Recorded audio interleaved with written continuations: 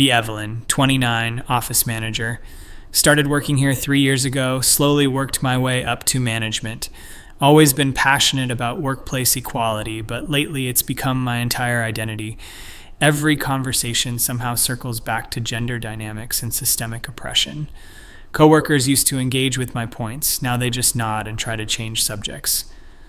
Monday morning, walking into office with my usual large coffee and stack of management books. Notice Gail from IT helping Sarah from accounting carry boxes to storage room. Immediately feel that familiar surge of righteous anger. This is exactly the kind of patronizing behavior that reinforces gender stereotypes. March over to intervene. Excuse me, what's happening here? Sarah looks confused. Oh, hi, Evelyn. Gail was just helping me move these old files. And why exactly do you think Sarah needs help with those boxes, Gail? Gail stops mid-lift, clearly annoyed. Because she asked me to help when I walked by. They're pretty heavy, and... So you automatically assumed that because Sarah is a woman, she's incapable of handling her own responsibilities? Can see Gail's jaw clench, his face getting red. Are you serious right now? She literally asked for help. I would help anyone who asked. Would you, though? Or do you just feel compelled to rescue the helpless women in the office? Sarah tries to mediate. Evelyn, really? I just asked because... Sarah, don't you see how this perpetuates the myth that women are the weaker sex? That we need men to swoop in and save us? Gail slams down the box harder than necessary. This is ridiculous, Evelyn. I'm trying to be helpful, and you're turning it into some political statement. Everything is political, Gail. Every interaction reinforces or challenges existing power structures. Can see other employees starting to gather, watching the confrontation. Perfect opportunity to make my point to a wider audience. Spend next 15 minutes explaining to growing crowd how these seemingly innocent acts of chivalry are actually microaggressions. Talk about how opening doors, carrying things, offering technical help all send message that women are incompetent. Watch as male employees exchange glances, their expressions getting darker. Christian from sales speaks up, voice strained with frustration. So, what? We're supposed to just ignore when someone needs help? That seems pretty cold. You're supposed to treat women as equals, Christian. That means not assuming we need your assistance. Edwin from marketing jumps in, clearly agitated. But Gail literally said Sarah asked for help. How is helping someone who asks for it somehow sexist? Because the entire culture conditions women to ask for help instead of finding their own solutions. We need to break that cycle. Can see I'm losing them, but this is too important to back down. Decide this needs to be formalized into actual policy. That afternoon, call emergency staff. Meeting. Prepared detailed presentation about creating more equitable workplace. Room full of confused and increasingly hostile faces. Effective immediately, I'm implementing new workplace guidelines regarding assistance between colleagues. Pull up PowerPoint slide with official policy language. Spent 2 hours crafting perfect wording. Male employees are prohibited from offering unsolicited assistance to female colleagues. This includes but is not limited to carrying items, providing technical support, opening doors, offering physical help of any kind. Immediate explosion of angry voices. Gail stands up, face flushed with anger. Are you completely out of your mind, Evelyn? You're basically telling us we can't be decent human beings. You're telling us to ignore basic courtesy, adds Christian, his voice rising. This is absolutely insane. What if there's an emergency? Demands Robert from HR, looking genuinely concerned. What if someone gets hurt? Emergencies are obviously accepted, but day-to-day interactions need to change. Edwin stands up now, practically shaking with rage. This is the most backwards, divisive policy I've ever heard. You're creating hostile work environment. I'm creating an environment where women can thrive without being treated like children. Room erupts in angry arguments, several male employees talking over each other, voices getting louder. This is discrimination against men, shouts Gail. You're punishing us for trying to be helpful, Christian adds. How is this even legal? Robert demands. Hold up hand for silence, feeling energized by their resistance. This proves how deeply ingrained their sexist attitudes are. Your anger proves exactly why this policy is necessary. You're upset because you're being asked to treat women as equals. More shouting, chairs scraping as people stand up. Michael from operations, usually quiet guy, stands up slowly. Evelyn, I've been working here for 8 years. I help everyone who needs help, regardless of gender. This policy makes me feel like you think I'm some kind of predator. It's not about predatory behavior, Michael. It's about unconscious bias and patronizing attitudes. But you're literally telling us we can't help our colleagues. How is that creating better workplace? Conversation continues for another hour. Male employees getting increasingly agitated, voices raised, clearly furious. Keep trying to explain concept of benevolent sexism, but they refuse to listen. Thomas from finance, red-faced and clearly livid, finally explodes. This is absolutely ridiculous. You're treating us like we're the enemy for basic human decency, and you're treating women like we're helpless. Don't you see the problem? The only problem I see is you turning normal workplace interactions into gender warfare. Meeting ends with half the male staff storming out. Feel vindicated by their extreme reactions. Clearly struck nerve because policy threatens their power dynamics. Next morning, arrive early to rearrange office furniture. Want to create more collaborative workspace. Start trying to move heavy conference table by myself. Thing weighs like 200 pounds, can barely budget. Gail walks by, stops, looks at me struggling, can see internal conflict on his face, starts to step forward, then catches himself. Oh, right. I'm not allowed to help women anymore. Keeps walking, leaving me red-faced and sweating. Spend 20 minutes trying different angles, managing to move table maybe 2 feet. Eventually, give up, decide to ask maintenance team later. Tuesday afternoon, printer in my office starts making horrible grinding noise. Completely beyond my technical abilities, need someone from IT. Call Gail since he's closest. Hey Gail, could you take a look at my printer? It's making weird sounds. Sorry, Evelyn, but according to your policy, I'm not supposed to provide technical support to female colleagues. This is different. This is your job. Actually, my job is maintaining the network and servers. Individual printer issues aren't technically my responsibility, and besides, wouldn't want to be patronizing by assuming you can't figure it out yourself. Can hear smugness in his voice, makes my blood boil. End up having to submit formal IT ticket, wait 3 days for scheduled maintenance. Wednesday morning, delivery truck arrives with new office supplies. Boxes of paper, folders, various heavy items. Delivery guy dumps everything in lobby, says someone needs to sign and distribute. Look around for help. See Christian and Edwin chatting near elevator. Approach them with clipboard. Hey guys, could you help me get these supplies distributed to each floor?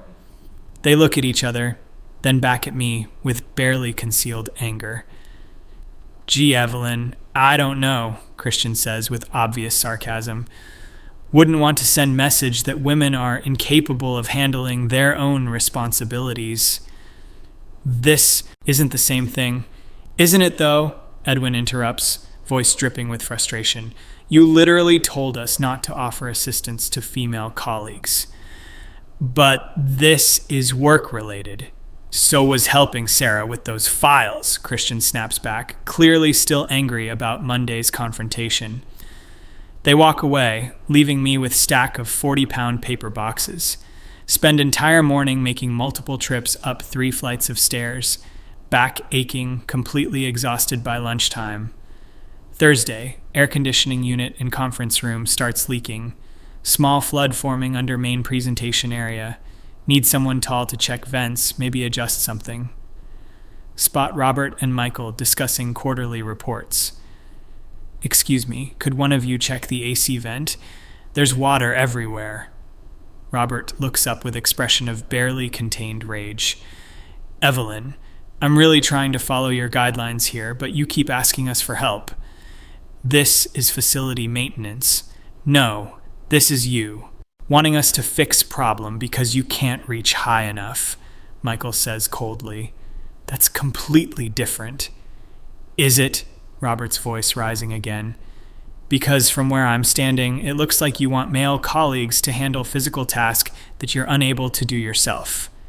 You're being deliberately obtuse.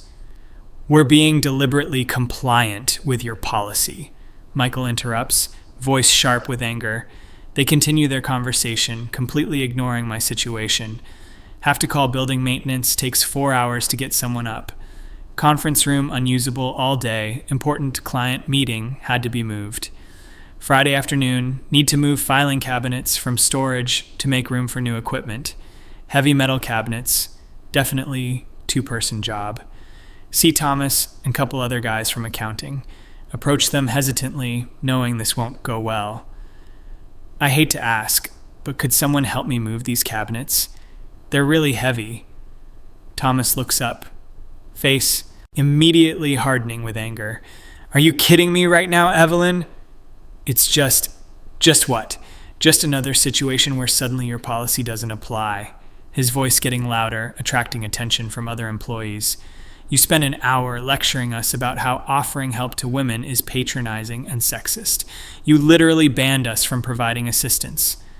Other guys nodding, expressions hostile. And now, less than 1 week later, you're asking us to help you move heavy furniture.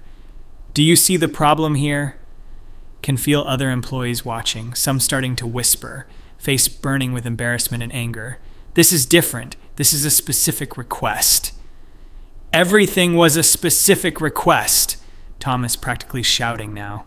Sarah specifically asked Gail for help, but apparently that was problematic because it reinforced gender stereotypes. More employees gathering, sensing confrontation. You can't have it both ways, Evelyn. Either women are strong and independent and don't need men's help, or they're not. I'm not saying women aren't strong. Then move the cabinets yourself, says Kevin, another guy from his department, voice cold with anger. But they're heavy. So were the boxes Sarah needed help with. So were the supplies you wanted us to carry. So was the conference table you were struggling with on Monday. Realize entire group of male employees has gathered, all looking furious. You want equality? Here's equality. Handle your own physical tasks. Spend next 2 hours trying to drag filing cabinets inch by inch. Manage to move them maybe 6 feet before giving up completely. Have to leave project unfinished, looking incompetent in front of entire office. Monday morning, bring in new office chair that needs assembly. Box clearly states 2-person assembly recommended. Set up in break room, start trying to figure out instructions, see Gail getting coffee, pretend to casually need help. Hey Gail, you're good with tools, right? Think you could help me figure out this chair? He stops, turns around with expression of pure fury. Are you seriously asking me to help you right now? It's just assembly. It's just another example of you expecting men to solve your problems. His voice echoing in break room, several people turning to stare. You spent weeks lecturing everyone about benevolent sexism and patronizing behavior. You implemented official policy banning us from offering assistance. Can see vein bulging in his forehead, clearly livid. And now you want me to help you because the task is too difficult for you to handle alone. Do you understand how hypocritical that is? I'm just asking for help with furniture assembly, and Sarah was just asking for help moving boxes, but somehow that was sexist, and this isn't? More employees gathering, situation escalating quickly. You can't pick and choose when your principles apply, Evelyn. Either stick to your policy or admit it was stupid. From the beginning. Storms out of break room, leaving me with partially assembled chair. Spend rest of day struggling with confusing instructions. Chair ends up wobbly and unstable, clearly assembled wrong. Tuesday, massive presentation for potential new client. Need to set up projection equipment, arrange seating for 20 people. Technology acting up, tables need rearranging. Deadline approaching fast. Swallow pride. Approach Edwin and Christian together. Look, I know things have been tense, but I really need help setting up for this presentation. They look at each other, then back at me with identical expressions of anger. Oh, now you need help? Edwin says mockingly. What happened to women not needing assistance from men? This is important client meeting. Everything is important, Evelyn, Christian interrupts, voice tight with frustration. But you made it very clear that offering help is patronizing and sexist. You didn't mean what? You didn't mean that women are strong and independent. You didn't mean that male assistance reinforces negative stereotypes. Can feel panic rising as clock ticks down. Please, I'm asking nicely. And we're politely declining, Edwin says coldly. Wouldn't want to send message that women are incapable of handling their responsibilities. They walk away, leaving me scrambling. Presentation setup, disaster. Projector never works properly. Seating arrangement awkward, client clearly unimpressed. Feel humiliated and furious. Wednesday afternoon, receive email about office renovations. Need to clear out supply closet by end of week. Dozens of heavy boxes, shelving units, equipment. Massive physical undertaking. Corner Michael and Robert after their meeting. I know you guys are upset with me, but this renovation deadline is non-negotiable. I need help clearing that closet. Robert's face immediately darkens with anger. Evelyn, I cannot believe you're asking us this. It's a big job. It's your job, Michael interrupts harshly. You're the office manager. Managing the office is your responsibility. But there's heavy lifting involved. So? You've spent weeks telling us that assuming women can't handle physical tasks is sexist. Robert jumping in, voice rising with frustration. You literally said that offering to help women carry things perpetuates myths about female weakness. This is different. How? Michael demands, clearly furious. How is this any different from every other time you've asked for help this week? Because it's unrealistic to expect one person. It was unrealistic to expect Sarah to move those filing boxes alone. It was unrealistic to expect you to fix that printer or move that conference table or assemble that chair. Both men staring at me with undisguised anger. But in all those cases, you insisted that accepting help would be admitting weakness. So admit weakness or handle it yourself. They leave me standing in hallway. Deadline. Looming. Spend entire evening after work trying to clear closet. Manage to move maybe half the items. Completely exhausted. Thursday morning, arrive at office to find angry email from building management. Renovation crew arriving tomorrow. Closet must be completely empty. Still 20 plus heavy boxes and metal shelving units to move. Gather entire male staff for emergency meeting. Look, I know we've had disagreements, but this renovation deadline is non-negotiable. I need everyone's help clearing that closet today. Room full of angry, hostile faces. Thomas stands up first, voice shaking with rage. This is unbelievable, Evelyn. Absolutely unbelievable. What do you mean? What I mean is that you've spent the last month treating us like sexist pigs for trying to be helpful, and now you're demanding we help you. Other voices joining in, anger building. You humiliated Gail for helping Sarah, Christian shouts. You banned us from offering assistance. You told us that. Helping women with physical tasks reinforces negative stereotypes, Robert adds, voice tight with fury. And now you want us to bail you out because you can't handle your own job responsibilities, Edwin jumps in. Room erupting in angry voices, everyone talking over each other. Kevin stands up, face red with anger. You know what, Evelyn? You were right about one thing. Women are strong and independent and don't need help from men. So prove it, Thomas adds coldly. Clear that closet yourself. But it's impossible for one person. Then you should have thought about that before implementing your ridiculous policy, Gail says, voice dripping with anger.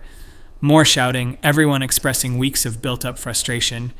You can't have it both ways, someone yells from the back.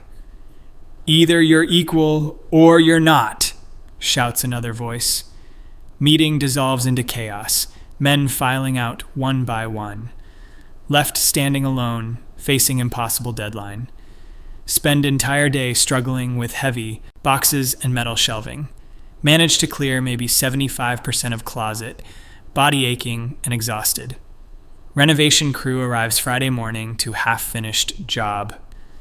Get written up by building management for non-compliance. Friday afternoon, sitting in office nursing sore back and wounded pride. Email from regional director requesting meeting next week to discuss workplace policy concerns. Apparently, multiple complaints filed about my management approach.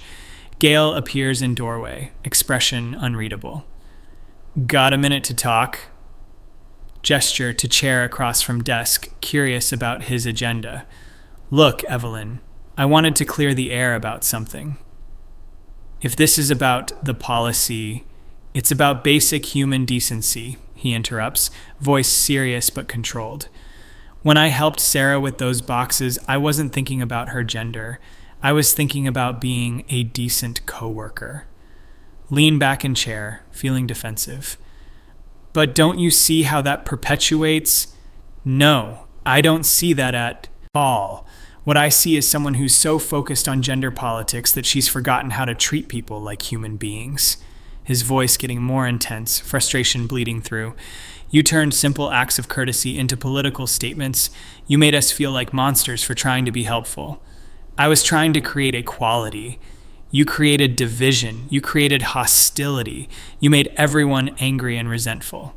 Can see other employees gathering outside office, listening to conversation. And then, when you needed help, suddenly all your principles went out the window. Voice rising now, anger coming through. You spent weeks lecturing us about patronizing behavior, then immediately started asking for the exact same assistance you'd banned us from offering. Those situations were different. No, they weren't. They were exactly the same. The only difference was that suddenly you needed help. Thomas appears in doorway, clearly still furious from earlier. Can I add something to this conversation? Wave him in, feeling outnumbered but determined to defend position. Evelyn, I've worked in offices for 15 years. I've always helped colleagues who needed assistance regardless of gender, race, age, whatever. But that's exactly the problem. No, the problem is you assuming that courtesy equals sexism. The problem is you turning workplace collaboration into gender warfare. Edwin and Christian joining the growing crowd in doorway.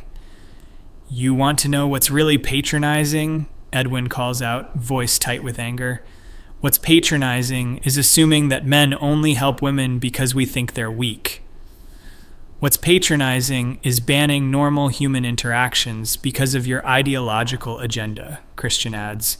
Feel surrounded, under attack from all sides. Michael pushes into room, expression serious. Evelyn, I want you to really think about what happened this week. I tried to implement progressive workplace policy. You tried to social engineer normal human behavior based on your personal political beliefs. His voice getting louder, frustration evident. And when that policy inconvenienced you, when you needed assistance, suddenly it didn't apply anymore. Robert joining the conversation now, voice cold with anger. Do you understand how hypocritical that looks? Do you see why we're all furious? You're furious because you're being challenged to examine your unconscious biases. We're furious because you're a hypocrite, Thomas explodes. Room falls silent at his outburst, tension thick. We're furious because you treated us like sexist monsters for basic courtesy, then immediately expected that same courtesy when you needed it. Several voices agreeing, murmur of angry consensus. Kevin appears in doorway, voice shaking with rage. You know what the real irony is, Evelyn? You claim to be fighting for equality, but you've created the most unequal situation possible. What do you mean? I mean that, according to your policy, we can't help women, but women can still ask men for help whenever they need it. Other voices joining in. Yeah, how is that equal? Someone calls out. Sounds like special treatment to me, adds another voice. Feel cornered, attacked from all angles. You're all missing the point. No, you're missing the point, Gail interrupts, voice hard with anger.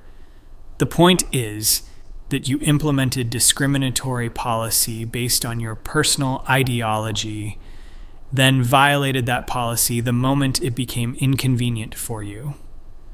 More employees gathering in hallway, entire situation spiraling out of control. Christian steps forward, face red with fury. And now you're sitting here acting like the victim, like we're the unreasonable ones for following your rules. I never said you were unreasonable. You banned us from helping our colleagues.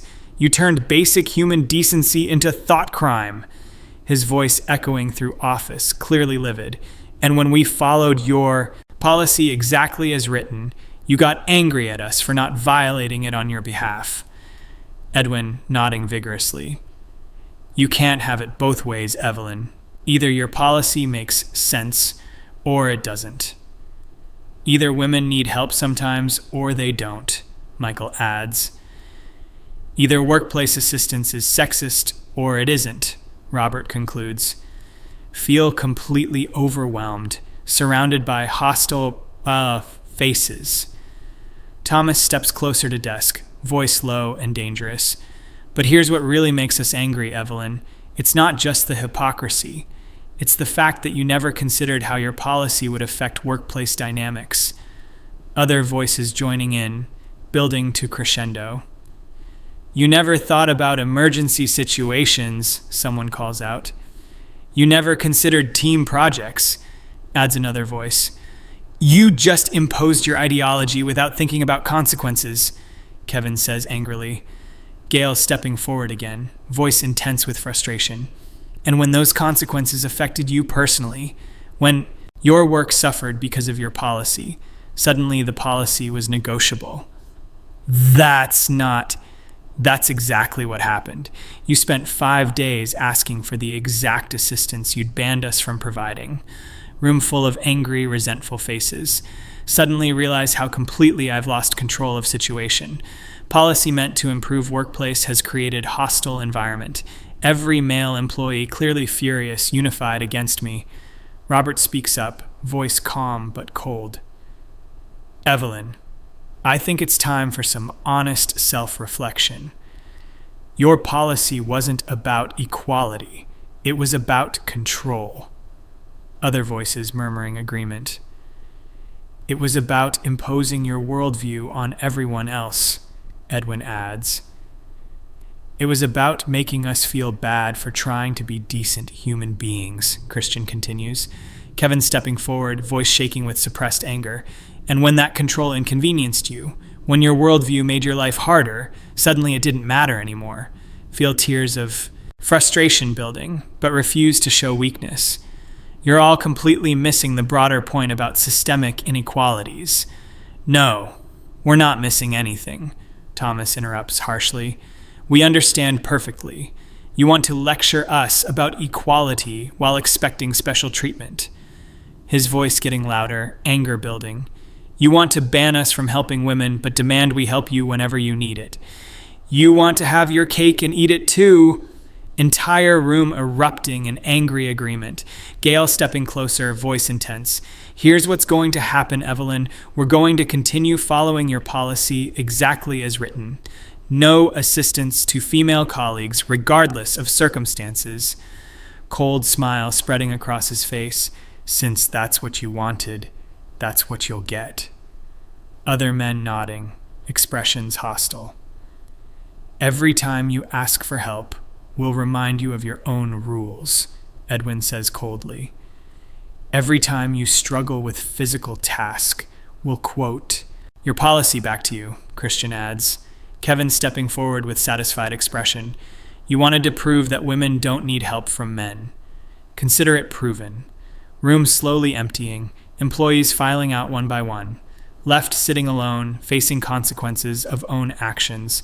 Realize with growing horror that situation is completely untenable. Can't perform job duties without occasional assistance. Can't rescind policy without admitting total failure. Male employees united in their anger and resentment. Weekend spent agonizing over options. Monday morning brings email from regional director. Formal investigation into discriminatory workplace policies and hostile work environment complaints. Tuesday meeting with director results in official reprimand. forced to rescind policy and issue formal apology. But damage already done. Male employees continue following original policy out of spite. Workplace atmosphere poisoned by weeks of conflict. Realize with crushing certainty that ideological purity has destroyed professional credibility. Every interaction now viewed through lens of my hypocrisy. Simple requests for assistance met with cold reminders of own rules. What started as crusade for equality became demonstration of entitled expectations. Ended up proving opposite of intended point. Showed that beneath all the rhetoric about independence, still expected men to solve problems when convenient. 6 months later, transferred to different department. Policy officially rescinded but unofficial consequences permanent. Male colleagues polite but distant, helpful only when absolutely required. Reputation as hypocritical ideologue follows everywhere. Looking back, realized fatal flaw wasn't in principle but in application. Tried to engineer human nature through policy. Forgot that principles only matter when they're inconvenient. Learned too late that equality means giving up special treatment, not just demanding it for others. Understand now that true workplace equality comes from mutual respect, not rigid rules. That courtesy and assistance flow both ways, regardless of gender. That banning kindness in name of progress just makes everyone angry and resentful. But lesson learned too late to repair professional relationships or workplace dynamics. Ideology without wisdom becomes tyranny. Principles without consistency become hypocrisy. And hypocrisy, once exposed, destroys everything it touches.